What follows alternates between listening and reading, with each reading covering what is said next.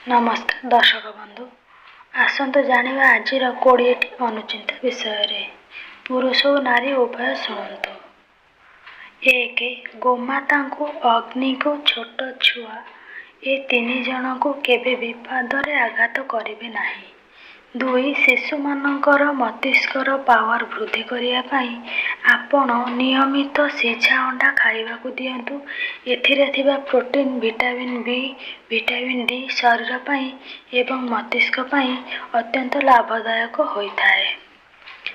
3 save सहित अल्प लुण मिसाई किछि दिन खाइबा द्वारा मुंड बिंधा रोग भल होइथाए।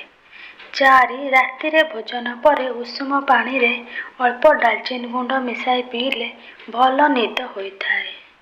5 शिव मंदिर रे अक्षुण त्रिशाखा बेलपत्र अर्पण करंतु एवं बेलपत्रर डेंफ छड़ाई अर्पण करिवे। 6 शोइबा घरे केबे भी प्लास्टिक फूल किंबा गछ आदि रखिबा उचित नुहे। यह अशुभ हेबा सहित दारिद्र्यता मध्य वृद्धि पाइथाए। 7 शनिवार दिन लुहा जिनिस किनिबा उचित नुहे, कारण लुहा जिनिस घर को आसिले शनिदेव क्रोधित हुअंती।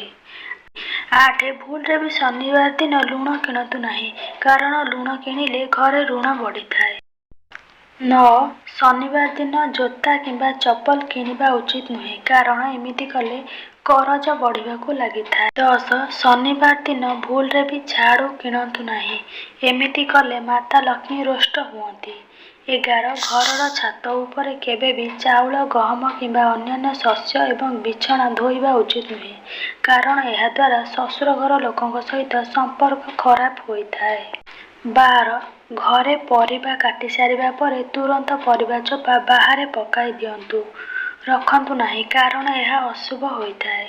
13 घरे मासरे थरुटे मिश्रीयुक्त खीरी तैयारी करी समस्ते एका संगरे बसी करी खाइले लक्ष्मी कृपा लाभ होइथाए।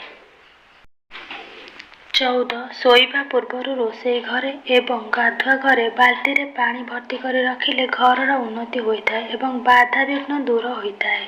15 महिला माने केबे भी संध्या पूजा समय रे काहारी को थट्टा किंबा अपमानित करंतु नाही, यह अमंगल होइथाए। 16 महिला माने केबे भी लुण रखुथिबा पात्र को खोला रखंतु नाही, यह द्वारा घरे धनर अभाव होइथाए। 17 महिला माने सबुबेले सूर्य उदय पूर्वर घर झाड़ू मारिले धन वृद्धि होइथाए एवं सूर्य अस्त हेबा परे केबे भी घर झाड़ू करंतु नाही। 18 महिला माने जदि किछि धला रंगर जिनिस काहाकू दान करंती तेबे घरे केबे भी धनर अभाव हेबो नाही।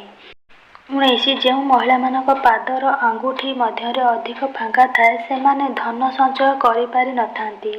19 जेउ महिला मानक पाद आंगुठी गुड़ाक लागी करि थाए एवं कोमल होइथाए से बहुत सौभाग्यशाली होइथांती।